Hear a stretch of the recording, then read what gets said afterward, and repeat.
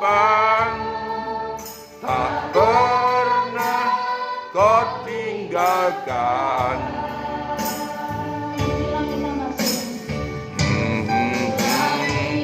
Tanpa surang menggolak pun menghadang, menepi badai, lewati gelombang, tak pernah kau tinggalkan diriku.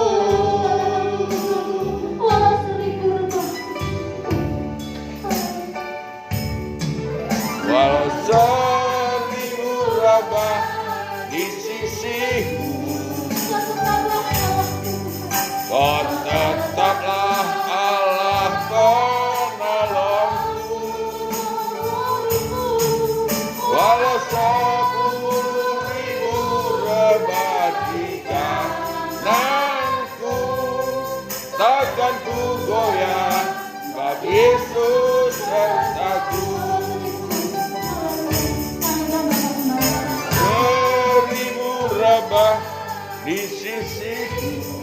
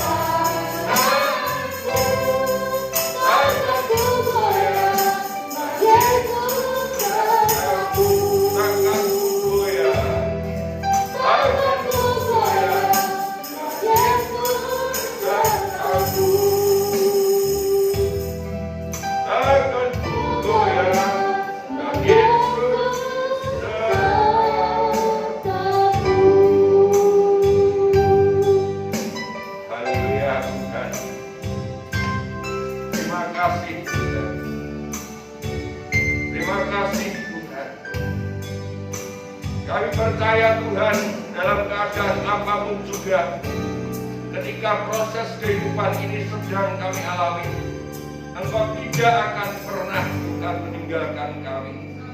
Karena Engkau yang berperan ganti kami Tuhan, mau memberkati kehidupan kami, dan kami yakin proses kehidupan yang kami jalani ini adalah untuk kebaikan kami. Karena Engkau Allah yang mengasihi kami ya Tuhan. Engkau berperan ganti kami ya Tuhan.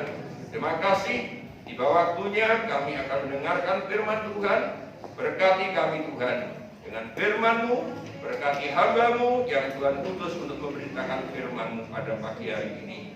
Terima kasih, dalam nama Tuhan Yesus Kristus kami alaskan doa ini, dan kami yang siap mendengarkan firman Allah berkata bersama-sama, amin. Ya, silakan sekalian.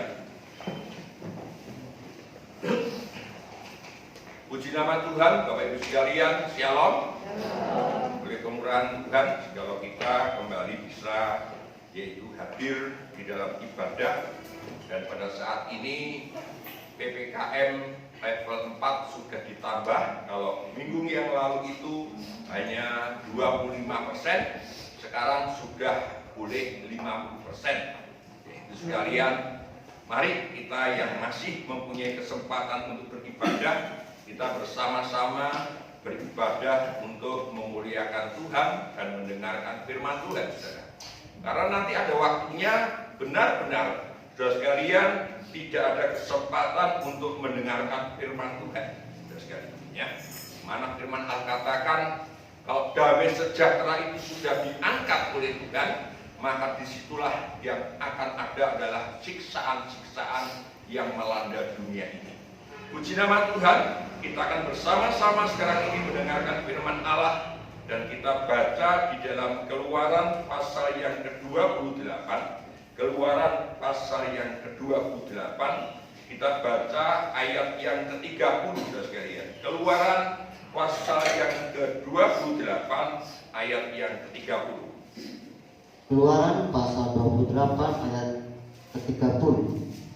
Dan di dalam tutup dada pernyataan keputusan itu haruslah kau taruh Urim dan Tumim. Haruslah itu di atas jantung Harun apabila ia masuk menghadap Tuhan, dan Harun harus tetap membawa keputusan bagi orang Israel di atas jantungnya di hadapan Tuhan. Ya, terima kasih. Saudara yang kasih, ini adalah perlengkapan pakaian imam besar. Ya, jadi pakaian imam besar itu telah kita periksa bersama-sama sekalian, ya, bahwa pakaian imam besar itu ada 3 lapis. Yang pertama, ya, itu adalah berbicara baju efod. Lapis yang kedua itu namanya yaitu gamis biru, dan lapis yang ketiga itu adalah linen halus. Kita belajar tentang pakaian imam. Pakaian imam itu menunjuk kehidupan. Memang imam besar itu hanya Yesus, tetapi kita sebagai anak-anak Tuhan juga harus mempunyai pakaian imam besar, yaitu mencontoh kehidupan Yesus.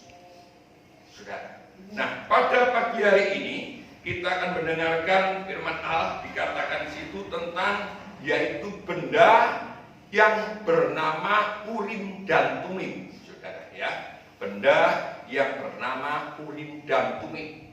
Ya. Ini firman Allah bagi saya, ini adalah firman Allah yang sangat baru, saudara. Ya. Mungkin selama saya ada di gereja Pantekosta Tabernakel ini, mungkin baru kali ini saya itu dipercaya Tuhan membawakan firman tentang Urim dan Tumim, saudara.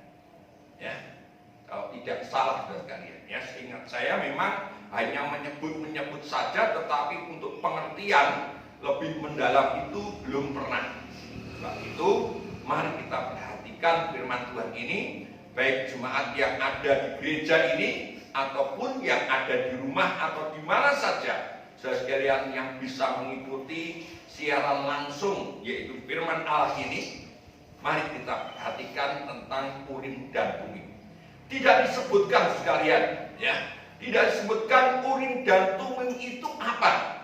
Sebab dikatakan di sini, dan di dalam tutup dada pernyataan keputusan itu haruslah kau taruh Urim dan Tumim. Haruslah itu di atas jantung Harun apabila ia masuk menghadap Tuhan, dan Harun harus tetap membawa keputusan bagi orang Israel di atas jantungnya di hadapan Tuhan. Sehingga pada waktu itu tidak tergambar sekalian, dan saya tidak pernah mendengarkan tentang bagaimana bentuknya Urim dan Tumim itu. Saudara, ada orang yang mengatakan itu berbentuk batu lonjong, berbentuk apa. Tetapi yang saya dapatkan sekalian di dalam gambar itu bentuknya seperti ini. Ya, ini adalah Urim dan Tumim dalam tulisan bahasa aslinya. Dan Urim dan Tumim ini saya percaya itu adalah benda yang berbentuk tipis, saudara. Karena benda itu ditaruh di dalam kantong tutup dada. Jadi kalau saudara sekalian, ini adalah tutup dada, ya, memang tutup dada demikian ini, ya, tutup dada sekalian seperti kantong ini, saudara sekalian, ya, tutup dada di sini. Dan di luarnya ini ada 12 permata yang pernah kita dengarkan hari Minggu kemarin, yaitu nama suku-suku Israel. Nah, di dalamnya ini sekalian, di dalam kantong ini, dalam tutup dada ini ada benda yang namanya Urim dan Tumim. Kalau besar ya tidak mungkin. Ya, kalau besar tidak mungkin. Nah, Urim dan Tumim ini sekalian, ini bukan berkata sesuatu, tetapi ini adalah keputusan dari Tuhan. Dan itu hanya bisa dirasakan oleh imam besar. Tidak bisa, orang lain merasakan tidak bisa. Imam besar itu adalah pribadi yang masuk ke dalam satu-satunya pribadi yang masuk ke dalam ruangan maha suci. Kalau boleh saya sebutkan, ini adalah kehidupan yang sempurna. Ini adalah kehidupan yang dekat dengan Tuhan. Jadi kehidupan itu adalah kehidupan yang dipercaya Tuhan untuk bisa merasakan Urim dan Tumim. Ini kehidupan yang sangat dekat dengan Tuhan. Dan Urim dan Tumim ini sekalian, ini artinya adalah terang dan kesempurnaan. Jadi Urim dan Tumim ini bukan batu untuk mengutuk, tetapi Urim dan Tumim ini adalah benda yang bisa membawa kehidupan itu untuk menuju terang dan kesempurnaan. Seumpama ada orang yang bersalah, saudara, maka Urim dan Tumim itu akan memberikan satu, yaitu sinyal. Kalau sekarang mungkin HP, saudara ya, mungkin HP, dan HP pribadi itu seperti itu. Dan HP itu, saudara, pada waktu itu mungkin namanya Urim dan Tumim. Itu ada suara Tuhan yang membuat imam besar itu bisa memberikan penerangan. Oh, kamu harus demikian. Bukan kamu dikutuk, bukan. Tapi kamu harus berbuat demikian untuk memperbaiki kesalahan itu untuk menuju kepada terang yang ajaib atau kesempurnaan.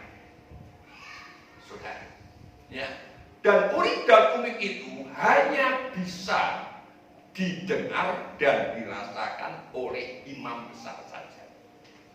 Sebab itu pada waktu bangsa Israel sekalian, yaitu setelah hakim-hakim, bangsa Israel sekalian lalu yaitu ditawan, ya, tawan oleh tentara Babel. Di situ tidak ada orang yang bisa memegang Urim dan Tumim lagi, karena terputusnya hubungan antara keturunan Harun itu putus. Sehingga Urim dan Tumim itu tidak ada lagi. Saudara, sampai pada waktu itu Raja Babel berkata, kita harus menunggu siapa yang bisa mempunyai hubungan dengan Tuhan melalui Urim dan Tumim. Coba kita bacanya sekalian di dalam, yaitu Esra, kitab Esra, ayat pasal yang kedua, ayat yang ke-62 dan 63.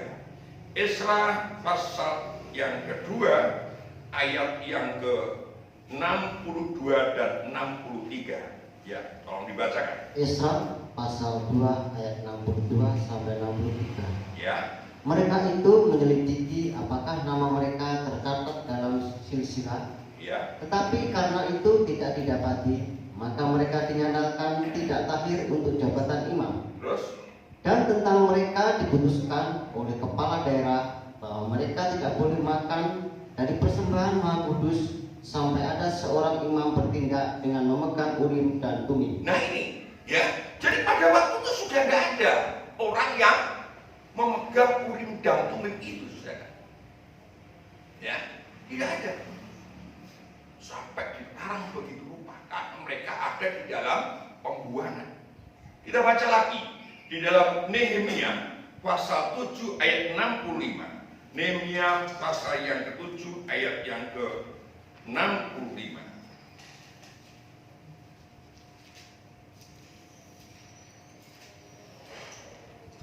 Ya, mari silakan. Nehemia. Ya, pasal yang ke-7 ayat yang ke-65. Nehemia pasal 7 ayat 65. Dan tentang mereka diputuskan oleh kepala daerah bahwa mereka tidak boleh makan dari persembahan makan kudus sampai ada seorang imam bertindak dengan memegang Urim dan Tumim. Nah ini ya. Jadi pada waktu itu saudara sekalian tidak ada bagaimana caranya mereka itu makan dari persembahan. Tidak boleh dimakan sebelum ada orang yang memegang Urim dan Tumim. Sebab pada waktu itu keturunan Harun sudah tidak ada lagi. Maksudnya tidak tercatat. Sebab untuk memegang jabatan imam besar maka itu harus keturunan Harun. Dan ketika pada waktu pembuangan mulai zaman Daniel, maka orang itu sudah tidak mengerti tentang keturunan siapa, yaitu mereka hanya ingin hidup dan hidup. Kalau sekarang sudah lihat di Afghanistan sana itu tidak ngerti kita itu anaknya siapa waktu itu. Pokoknya dia itu pengennya lepas daripada Afghanistan untuk keluar dari Afghanistan. Itu saja. Saudara. Jadi sekali lagi, Urim dan Tumim itu tidak disebutkan lagi di dalam perjanjian lama pada waktu pembuangan umat Tuhan ke Babel itu. Tetapi saya katakan Urim dan Tumim itu masih didengar pada waktu zamannya raja-raja. Mulai zamannya Raja Daud, waktu itu selama masih ada imam besar, maka Urim dan Tumim itu bisa didengar. Nah, demikian saudara sekalian. Kegunaan Urim dan Tumim itu ketika ada satu masalah, saudara, maka seorang imam atau seorang yang dekat dengan Tuhan, maka dia bisa minta kepada Tuhan supaya Urim dan Tumim itu berbicara, memberitahu tentang langkah apa yang harus mereka lakukan. Saudara sekalian, ya. Dan Urim dan Tumim ini batu ini, maaf bukan batu, tapi saya percaya ini merupakan batu memang ya, saudara sekalian, ya. Saudara sekalian, atau mungkin permata, saya tidak bisa mengatakan itu, tapi yang jelas ini Urim dan Tumim itu selalu berada bersatu dengan yang namanya baju efod. Jadi baju efod itu kalau dipakai, maka baju efod itu di dalamnya pasti ada tampal dada yang ada Urim dan Tumimnya. Sekarang kita lihat satu contoh sekalian di dalam 1 Samuel pasal 14. 1 Samuel pasal 14 ayat yang ke-40 sampai dengan 44.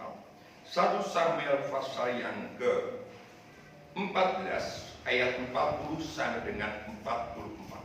1 Samuel Ya. pasal 14 ayat 40 sampai 44. Kemudian berkatalah ia kepada seluruh orang Israel, kamu berdiri di sebelah yang satu, dan aku serta anakku Yonatan akan berdiri di sebelah yang lain. Lalu jawab rakyat kepada Saul, perbuatlah apa yang kau pandang baik. Lalu berkatalah Saul, ya Tuhan Allah Israel, mengapa engkau tidak menjawab hambamu pada hari ini? Jika kesalahan itu ada padaku atau pada anakku Yonatan, ya Tuhan Allah Israel, tunjukkanlah kiranya Urim. Tetapi jika kesalahan itu ada pada umatmu Israel, tunjukkanlah Tumim. Lalu didapati Yonatan dan Saul, tetapi rakyat itu terluput. Kata Saul, buanglah undi antara aku dan anakku Yonatan. Lalu didapati Yonatan. Kata Saul kepada Yonatan, beritahukanlah kepadaku apa yang telah kau perbuat. Lalu Yonatan memberitahukan kepadanya, katanya, memang aku telah merasai sedikit madu dengan ujung tongkat yang di tanganku. Aku bersedia untuk mati. Kata Saul, beginilah kiranya Allah menghukum aku, bahkan lebih lagi daripada itu. Sesungguhnya Yonatan, engkau harus mati. Terus dia baca. Tetapi rakyat berkata kepada Saul, masakan Yonatan harus mati? Dia yang telah mendapat kemenangan yang besar ini di Israel. Jauhlah yang demikian. Demi Tuhan yang hidup, sehelai rambut pun dari kepalanya tak akan jatuh ke bumi. Sebab dengan pertolongan Allah juga dilakukannya hal itu pada hari ini. Demikianlah rakyat membebaskan Yonatan sehingga ia tidak harus mati. Nah, terus Maka pulanglah Saul setelah mengejar orang Filistin, dan orang Filistin itu pun kembali ke tempat kediamannya. Nah, ini ceritanya begitu, saudara. Ya, jadi ceritanya pada waktu itu Saul sedang berperang dengan orang Filistin. Lalu Saul berkata, tidak boleh seorang pun yang makan sesuatu sebelum kita itu membalas dendam kepada orang Filistin. Pada waktu itu dikatakan begitu. Jadi di tengah-tengah peperangan itu tidak boleh seorang pun yang makan. Tapi ketika Yonatan melihat ada sebuah tolong rumah tawon, saudara, ya, dan Yonatan tidak dengar, saudara. Dan justru pada waktu itu Yonatan itu mencocokkan tongkatnya dan merasakan yaitu madu dari lebah itu, maka matanya menjadi terang dan Yonatan bisa membunuh banyak musuhnya. Tetapi belum habis. Sehingga pada peperangan itu, saudara sekalian, kok belum habis-habis, lalu Saul itu berkata begini, siapa di antara kita yang salah? Artinya siapa yang telah melakukan kesalahan? Apakah rakyat, apakah Saul atau Yonatan? Maka Saul berkata, tunjukkanlah Tumim kalau aku bersama dengan Yonatan salah, tunjukkanlah Urim kalau masyarakat itu yang salah. Bukan berarti itu lalu muncul begini, tidak, saudara. Ya, lalu tunjukkan itu, lalu Tumimnya itu bergerak-gerak, tidak. Hanya orang yang bisa dekat dengan Tuhan. Lalu tiba-tiba di situ ditunjukkan oleh Tuhan bahwa yang melakukan pelanggaran itu adalah Saul sama Yonatan. Masih berkata lagi Saul, tunjukkanlah, mari kita undi apakah saya atau Yonatan yang berbuat salah. Lalu kedapatan Yonatan yang berbuat salah karena dia telah makan sesuatu yaitu madu. Nah, di situ Saul berkata, kalau begitu Yonatan harus mati.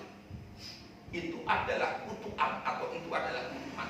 Tetapi masyarakat atau rakyat di sana tidak. Jangan, oleh karena Yonatan inilah maka kita beroleh kemenangan. Jadi sekali lagi, pernyataan Urim dan Tumim itu bukan untuk memutuskan mati atau tidak.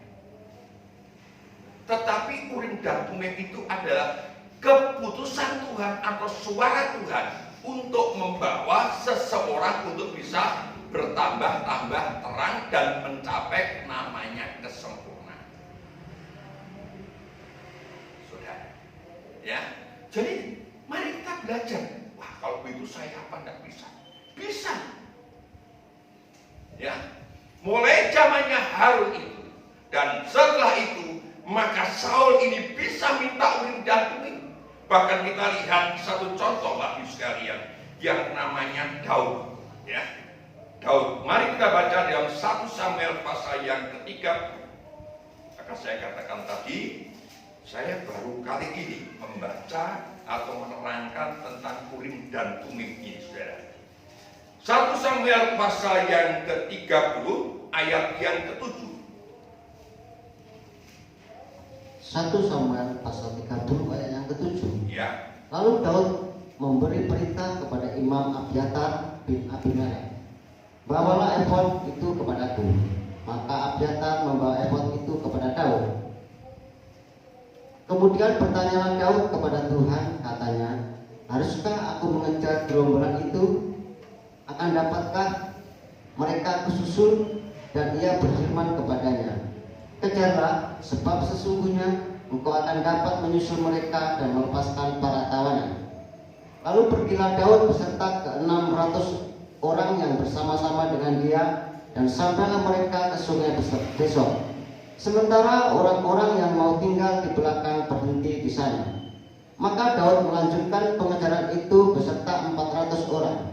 200 orang yang terlalu lelah untuk menyeberangi sungai Besor itu berhenti di sana. Nah, terima kasih. Di sini saudara, ya, kembali saya katakan Urim dan Tumim itu selalu melekat dengan namanya baju efod ini. Jadi Urim dan Tumim itu untuk bertanya kepada Tuhan. Urim dan Tumim itu adalah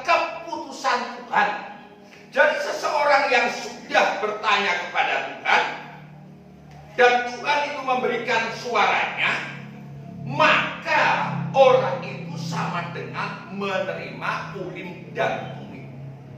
Sekali lagi saya katakan, Urim dan Tumim itu adalah keputusan Tuhan, bukan untuk menghukum, tetapi justru membawa kehidupan kita untuk mendapatkan terang sampai mendapatkan yang namanya kesempurnaan.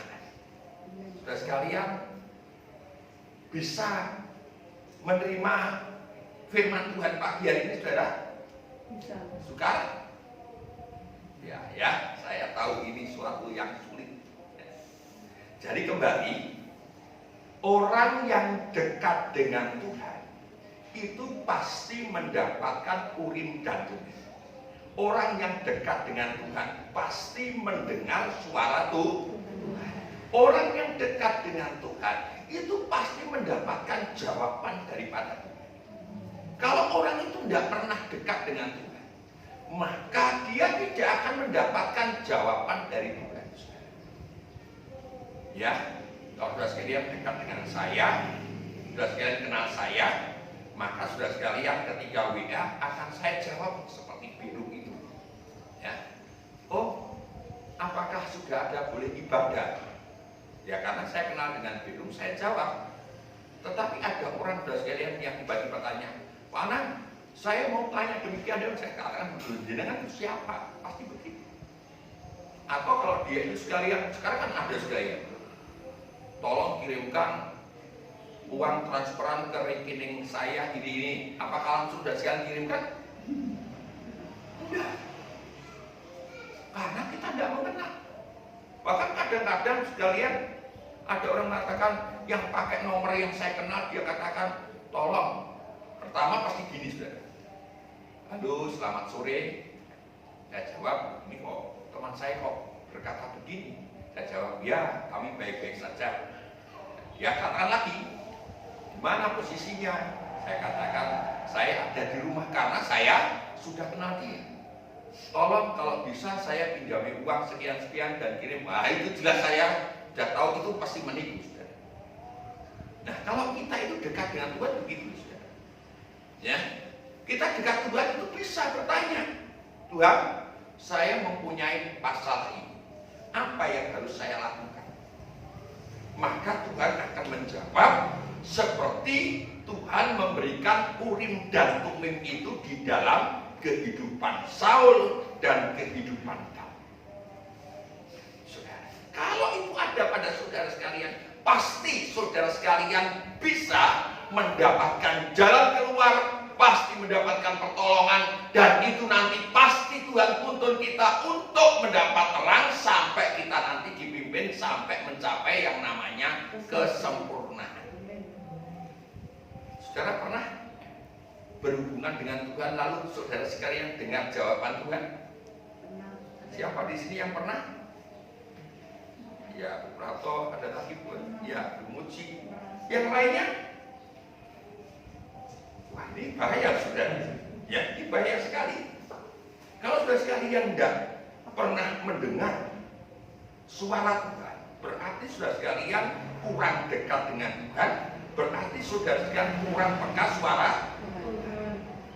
Kita lihat kehidupan Saul, saudara, ya. Kehidupan Saul ini pernah dia itu tidak mendapatkan yaitu Tumim atau Urim. 1 Samuel pasal yang ke-28. 1 Samuel pasal yang ke-28. 1 Samuel pasal yang ke-28 ayat yang ke-4 sampai dengan ayat yang ke-8. 1 Samuel pasal 28 ayat yang ke-4 sampai ayat yang ke-8. Ya. Orang Filistin itu berkumpul lalu bergerak maju dan berkemah dekat Sino. Saul mengumpulkan seluruh orang Israel lalu mereka berkemah di Gilboa. Ketika Saul melihat tentara Filistin itu, maka takutlah ia dan hatinya sangat gemetar. Dan Saul bertanya kepada Tuhan. Perhatikan ayat 6 ini, ulangi akan Dan keras. Saul bertanya kepada Tuhan. Ya. Tetapi Tuhan tidak menjawab dia, baik dengan mimpi, baik dengan Urim, baik dengan perantaraan para nabi. Lalu berkatalah Saul kepada para pegawainya, carilah bagiku seorang perempuan yang sanggup memanggil arwah, maka aku hendak pergi kepadanya dan meminta petunjuk kepadanya. Para pegawainya menjawab dia, di Endor ada seorang perempuan yang sanggup memanggil arwah. Nah, terima kasih. Nanti sekalian bisa baca di rumah ya. Terus kalian ini Saul. Saul pernah tidak dijawab sama Tuhan. Saul pernah tidak mendapatkan yaitu baik itu Urim ataupun juga Tumim, dikatakan situ.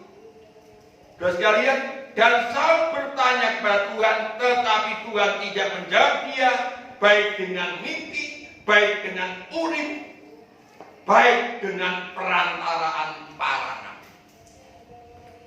Saudara, kalau saudara sekalian sudah bertanya kepada Tuhan dan Tuhan tidak menjawab, seringkali kita berlalu mengambil jalan pintas, kita bertanya untuk kepada orang-orang. Ini bahaya. Saudara, aku tak paling bejo orang jawab-jawaban kok. Ya aku nek ngono golek tulungan wong liya, golek wong pinter, golek wong sing iso. Bahaya, saudara. Kita anak Tuhan itu harusnya kita itu hanya mendapatkan jawaban daripada Tuhan. Kalau saudara sekalian tidak pernah mendapatkan jawaban daripada Tuhan, ketika saudara saya menghadapi persoalan, saudara sekalian bertanya kepada Tuhan, Tuhan, apa yang harus saya lakukan? Lalu saudara sekalian tidak mendapatkan jawaban, tidak mendapatkan Urim Tumim di dalam hidup saudara. Itu yang membuat saudara sekalian gagal untuk berserah kepada Tuhan. Lalu saudara saya yakin pasti saudara cari jalan lain. Ini bahaya. Ini dimulai daripada Saul itu tidak dengar-dengaran suara Tuhan. Jadi kedekatan kita kepada Tuhan ini dimulai saat kita itu mendengar suara Tuhan, dengar-dengaran. Saudara, ya, seperti seorang anak mungkin bisa sekali. Ketika anak itu dituturi sama orang tua itu manut, ya, manut, maka ketika mendapatkan satu persoalan, dia pasti tahu orang tuaku itu dulu pernah nuturi ini. Lalu kalau dia ada persoalan, dia pasti minta maaf pada orang tuanya. Saya minta ampun ya, karena saya ini berbuat salah, Bu. Ya seperti kesaksian tadi, maaf Bapak ya, seperti kesaksian tadi. Tetapi kalau anak itu tidak pernah dengar firman tuturan orang tua, tetap begudel. Ketika ada permasalahan, pasti orang tuanya tidak mau jawab. Kowe bisa lho tak omong ngono buku. Saya kira di mono kuwi, tetapi orang tua tetap akan memberikan solusi. Tetapi anak itu sudah menanggung akibatnya. Nah demikian juga kehidupan kita dengan anak, dengan Tuhan. Ya. Kehidupan kita sekalian kalau kita dengar-dengaran firman Tuhan, maka ketika kita mendapatkan satu permasalahan, kita bisa bertanya kepada Tuhan, Tuhan, apa yang harus saya lakukan? Maka memori saudara sekalian akan diolah sama Tuhan. Pikiran saudara sekalian akan diolah sama Tuhan, diingatkan tentang firman Tuhan. Firman Tuhan itulah tidak pernah menghukum saudara. Firman Tuhan itu tidak ada namanya firman Allah menghukum. Firman Tuhan itu adalah membuat kita untuk menjadi terang, dan firman Tuhan itu membuat kita untuk mencapai yang namanya kesempurnaan. Jadi Urim dan Tumim yang disebutkan terang dan sempurna itu adalah firman Tuhan. Ketika kita mendapatkan persoalan, saudara, saya bilang tadi, mari kita bertanya kepada Tuhan. Tolong Tuhan, ingatkan firman-Mu kepadaku. Apa yang harus saya lakukan ketika saya mendapatkan persoalan ini? Maka saudara sekalian pasti diingatkan. Roh Kudus akan mengingatkan. ketika saudara sekalian tidak pernah mendengar firman Allah, tidak pernah melakukan firman Allah, maka disitulah kegagalan kita. Saudara, ini yang dilakukan oleh Saul itu kan demikian. Coba kita lihat di dalam 1 Samuel pasal yang ke-15. 1 Samuel pasal yang ke-15. Di sini mulai Tuhan atau roh Tuhan itu undur daripada Saul, saudara. Ya. 1 Samuel pasal yang ke-15 ayat 1 sampai dengan ayat yang 3. 1 Samuel pasal 15 ayat 1 sampai 3.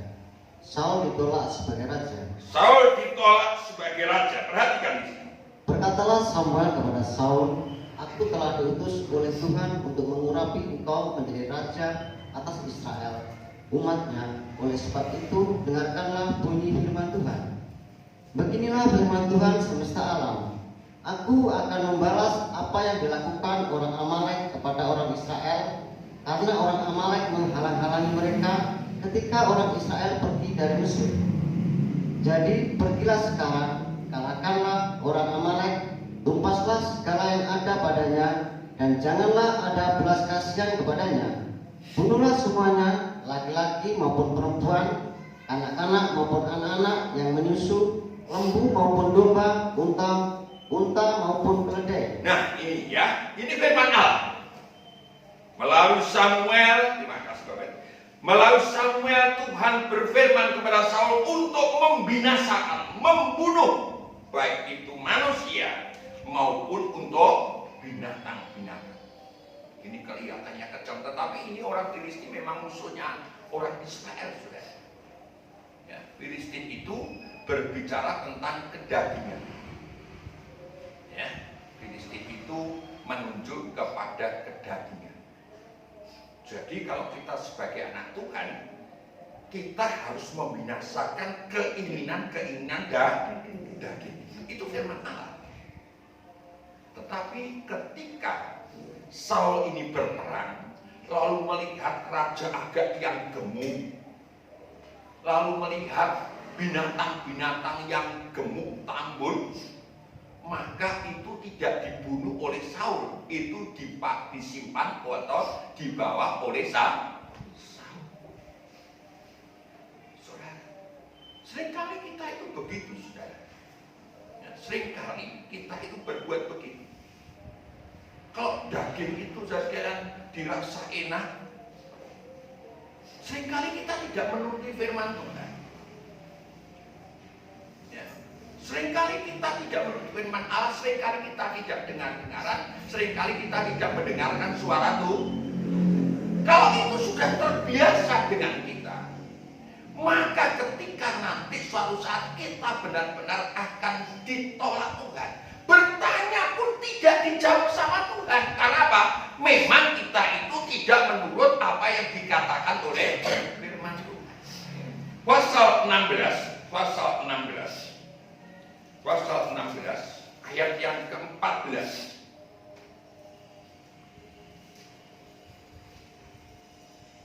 1 Samuel pasal 16 ayat 14. Daud ke istana Saul. Tetapi roh Tuhan telah mundur daripada Saul, dan sekarang ia diganggu oleh roh jahat yang daripada Tuhan. Nah, perhatikan. Ya, karena Saul berbuat salah itu, roh Tuhan itu mundur. Perhatikan baik-baik. Ya.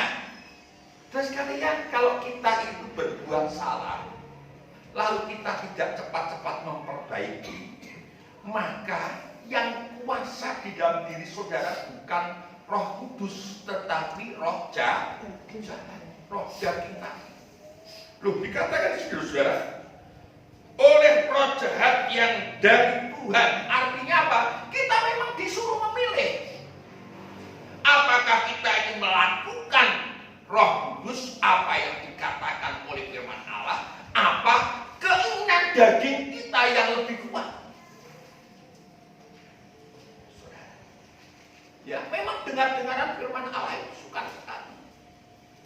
Tetapi kalau saudara ingin mencapai kesempurnaan, memang kita harus berbuat itu, saudara. Kita harus mau berperang melawan keinginan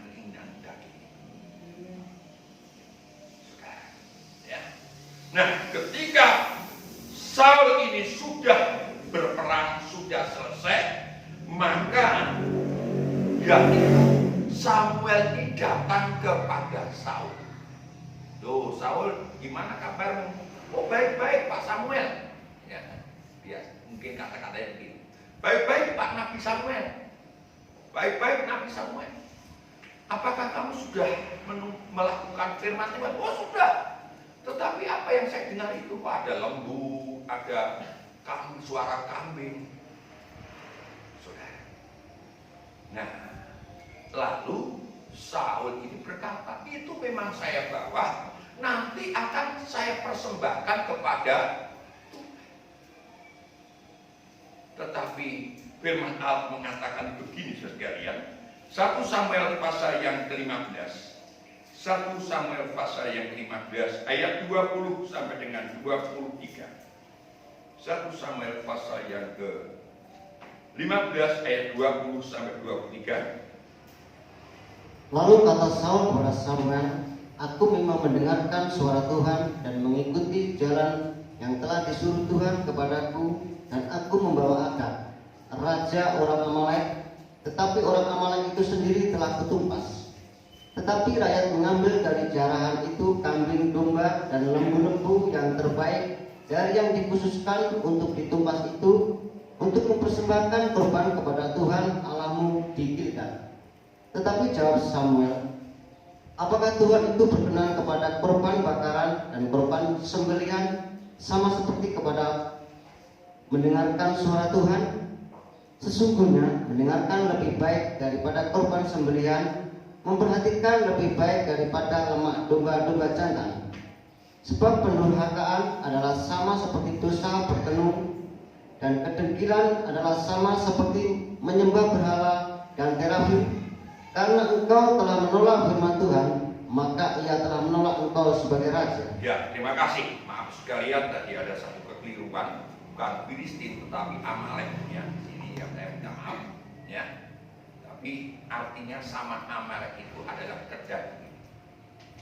Saudara perhatikan di sini, betapa bahayanya kalau seorang itu tidak mendengar suara Tuhan. Tuhan itu dikatakan akulah jalan kebenaran dan kehidupan. Jadi betapapun sulitnya kehidupan kita, tadi nyanyiannya Budip, ya, walaupun awan itu nampak suram, ya, tetapi kita harus percaya Tuhan itu tetap menyertai kita. Bagi orang yang dengar-dengar, perhatikan. Bagi orang yang dengar-dengaran Tuhan itu sangat memperhatikan. Saudara, kehidupan kita tidak tahu, saudara. Kita bulan depan, atau mungkin satu hari nanti ke depan, atau mungkin setelah saya khotbah, saya tidak tahu. Tetapi yakinlah kehidupan saudara yang dekat dengan Tuhan. Ketika kita menghadapi satu persoalan, kita bertanya, dan Tuhan pasti memberikan jawaban untuk saudara. Dan Tuhan pasti memberikan jalan keluar untuk saudara. Mari dimulai dari dengar-dengaran firman Tuhan.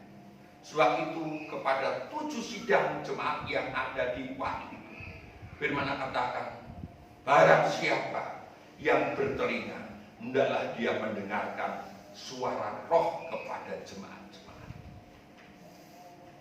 Saudara, ya, walaupun kehidupan sidang jemaat itu banyak sekali salahnya, tetapi selagi dia mau berubah, mau mendengarkan firman Allah, maka Tuhan pasti memberikan upah yang sangat luar biasa. Dikatakan barang siapa menang, barang siapa menang. Artinya kalau kita mau dengar-dengaran, saudara, saya terus terang bergumul sekali.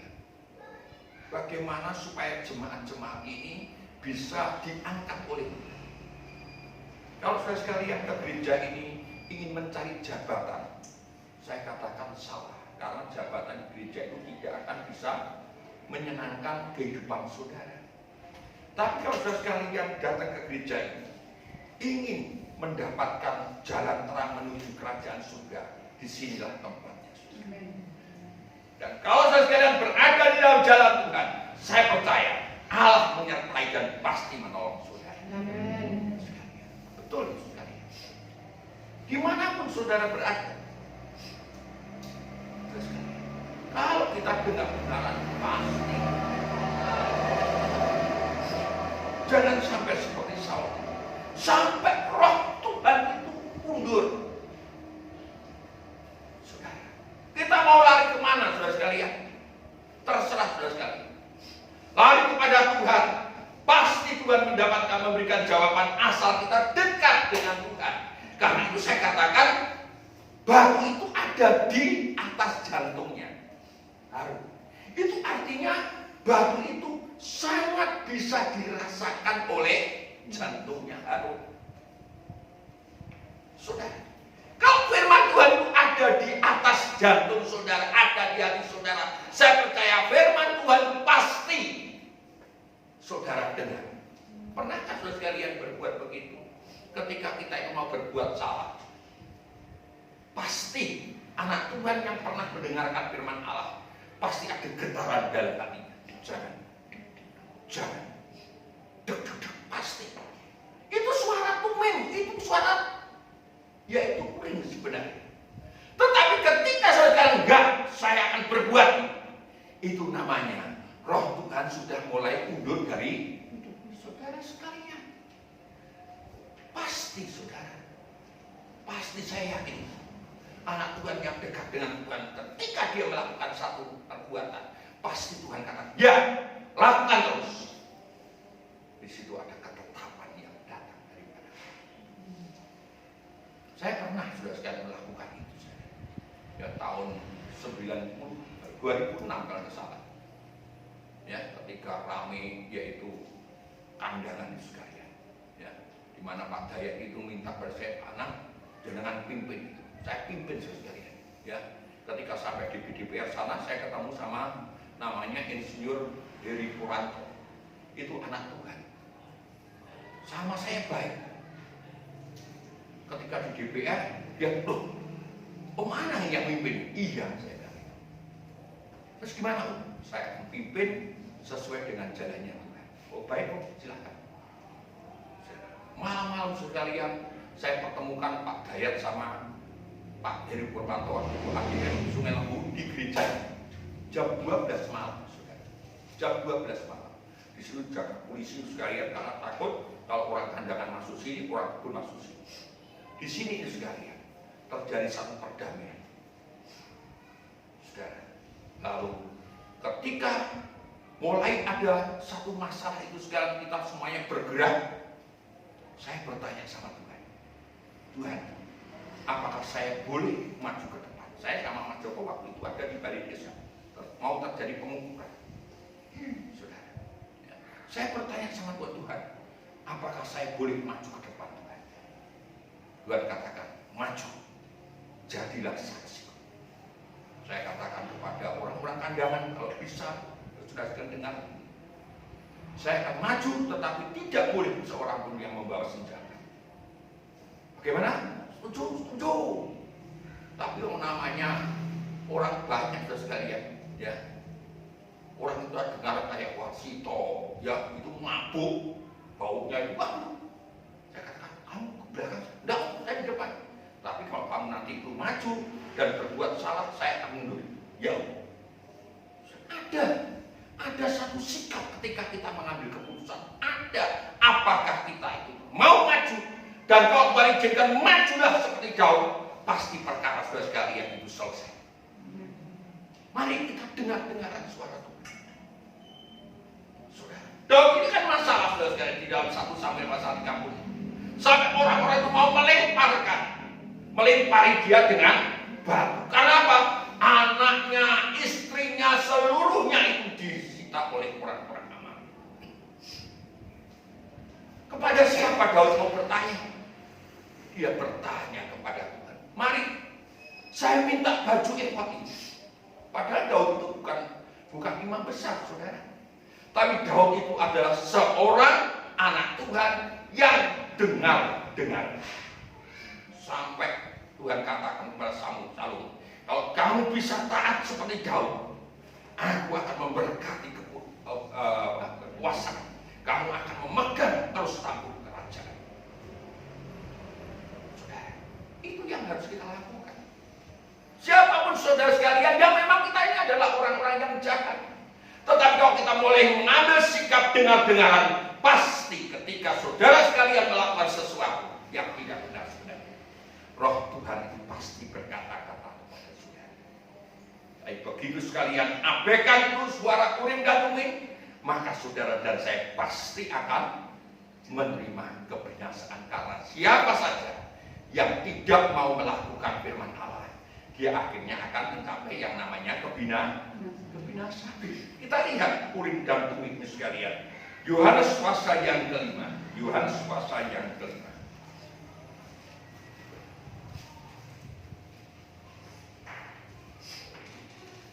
Yohanes pasal yang kelima, ayat yang ke-24 sampai dengan ayat yang ke-26. Yohanes pasal yang kelima, ayat yang ke-24 sampai 26. Aku berkata kepadamu, sesungguhnya barang siapa mendengar perkataanku dan percaya kepada Dia yang mengutus aku, ia mempunyai hidup yang kekal dan tidak turun dihukum, sebab ia sudah pindah dari dalam maut ke dalam hidup. Aku berkata kepadamu, sesungguhnya saatnya akan tiba dan sudah tiba, bahwa orang-orang mati akan mendengar suara Anak Allah, dan mereka yang mendengarnya akan hidup. Sebab sama seperti Bapa mempunyai hidup dalam dirinya sendiri, demikianlah juga diberikannya Anak mempunyai hidup dalam dirinya sendiri. Pasal 12, pasal 12, ayat yang ke-40 sampai dengan ayat yang seterusnya. Pasal 12 ayat 44 sampai dengan ayat seterusnya. Firman Yesus yang menghakimi. Firman Yesus yang menghakimi. Terus, tetapi Yesus berseru katanya, barang siapa percaya kepadaku, ia bukan percaya kepadaku, tetapi kepada Dia yang telah mengutus aku. ya, Dan barang siapa melihat aku, ia melihat Dia yang telah mengutus aku. Aku telah datang ke dalam dunia sebagai terang, supaya setiap orang yang percaya kepadaku jangan tinggal di dalam kegelapan. terus, Dan jikalau seorang mendengar perkataanku tetapi tidak melakukannya, aku tidak menjadi hakimnya, sebab aku datang bukan untuk menghakimi dunia, melainkan untuk menyelamatkannya. Barang siapa menolak aku dan tidak menerima perkataanku, ia sudah ada hakimnya, yaitu firman yang telah kukatakan. Itulah yang akan menjadi hakimnya pada akhir zaman. nah ini saudara, Tuhan itu Urim dan Tumim. Tuhan itu adalah firman Tuhan. Firman Tuhan itu terang yang akan membawa kepada kesempurnaan bagi yang mau mendengarkannya. Saudara, dengar dan melakukannya.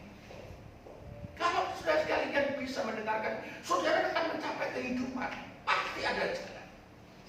Ada jalan keluar yang sangat luar biasa. Saya tidak tahu sekalian bagaimana pengalaman Bapak Ibu sekalian, tetapi itu yang saya rasakan.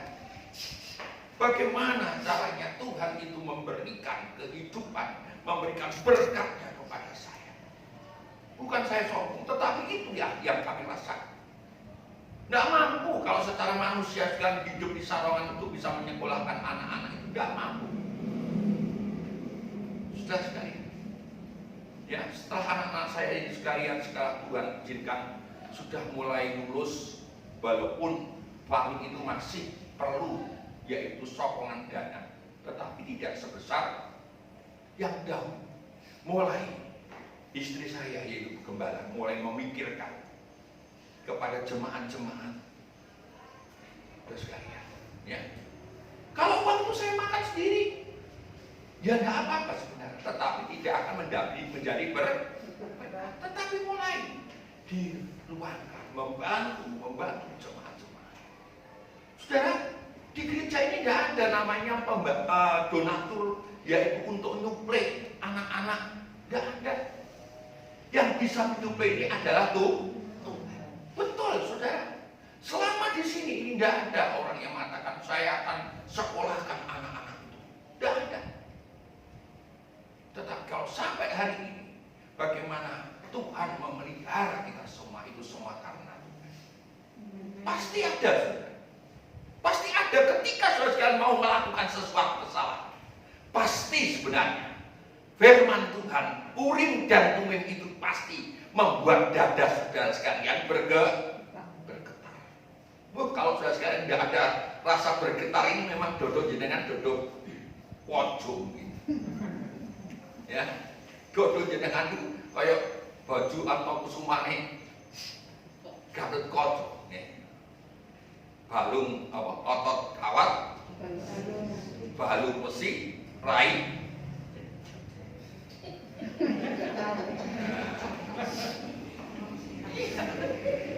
Kan gitu saudara sekalian, ya. Iya ya. Tujuh apa ini ya? Oh di sini tidak ada saudara. Nanti di luar itu ada. Coba kita lihat satu contoh saudara sekalian. Ini kehidupan yang menerima, tidak mau menerima Urim dan Tumim saudara sekalian. Kita lihat dalam Kisah Rasul pasal yang kelima. Kisah Rasul pasal yang kelima. Kisah Rasul pasal yang kelima. Kita baca Kisah Rasul pasal yang keempat ayat 35 sampai dengan 37. Lalu kita baca pasal 5 ayat 1 sampai dengan ayat yang kelima. Sampai dengan ayat yang kelima. Ya. Kisah Para Rasul pasal 4 ayat 34. Ya.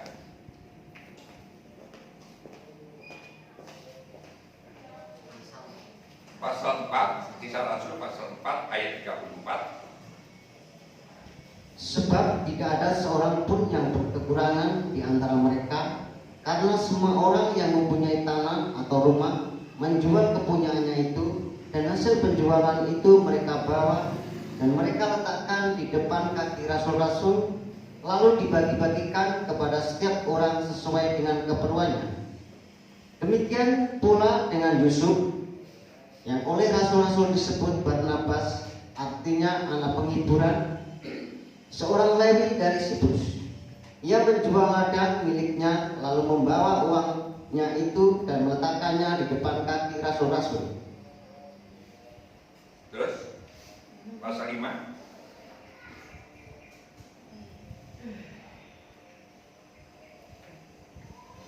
Pasal 5 ya. Ayat 1. Ananias dan Safira. Ada seorang lain yang bernama Ananias. Ia beserta istrinya Safira menjual sebidang tanah. Dengan setahun istrinya ia menahan sebagian dari hasil penjualan itu, dan sebagian lain dibawa dan diletakkannya di depan kaki rasul-rasul. Tetapi Petrus berkata, Ananias, mengapa hatimu dikuasai iblis sehingga engkau mendustai Roh Kudus dan menahan sebagian dari hasil penjualan tanah itu? Selama tanah itu tidak dijual, bukankah itu tetap kepunyaanmu? Dan setelah dijual, bukankah hasilnya itu tetap dalam kuasamu? Mengapa engkau merencanakan perbuatan itu dalam hatimu? Engkau bukan mendustai manusia, tetapi mendustai Allah. Ketika mendengar perkataan itu, berbalah Ananias dan putuslah nyawanya. Maka sangatlah ketakutan semua orang yang mendengar hal itu. Nah, terima kasih. Nanti sekalian lihat dan baca seterusnya. Ini betul-betul suami istri sehidup semati. Podo-podo orang rungokke sabdane Gus. Kok iso rukun ngono? Ya. Memang biasanya kalau untuk yang baik itu sukar sudah sekalian untuk bersatu. Tapi nek ora kanggo ora api, banyak sekali yang bisa. Sudah perhatikan itu. Ya. Mari kita dukung Pak Jokowi yang terlalu sukses. Angel. Ayo kita dukung demo. Pak Jokowi kita dukungkan. Banyak. Saudara. Ini kan begitu, saudara. Di tengah-tengah pekerjaan Tuhan yang begitu maju dan semua orang itu digerakkan hatinya untuk berkorban. Sebenarnya berkorban itu bukan yaitu banyak atau sedikit. Yang penting dengar-dengaran, saudara. Ya, tadi seperti Saul tadi. Nah, Ananias sama Safira ini ketika dia itu sudah menjual tanahnya dan mau mempersembahkan kepada rasul-rasul, saya percaya 100% saya percaya hatinya Ananias sama Sapira itu pasti berdebu. Diserah di kabeh apa gak? Serah di kabeh apa gak? Itu pasti. Melayani Tuhan apa gak? Melayani Tuhan apa gak? Itu pasti ada. Karena kita itu anak-anak Tuhan Yesus. Tetapi Ananias dan Sapira, wes gak apa-apa, wes gak ngerti ya kok. Rasul Petrus kan gak tahu seberapa hasilnya yang telah kita jual, separuh aja wes. Gak taunya Rasul Petrus ini seorang yang dalam pengurapan Roh Kudus. Saudara, ini luar biasa ya. Ya, luar biasa. Lalu Ananias itu ditanyai, apakah betul uang penghasilan dari jual tanahmu itu segini?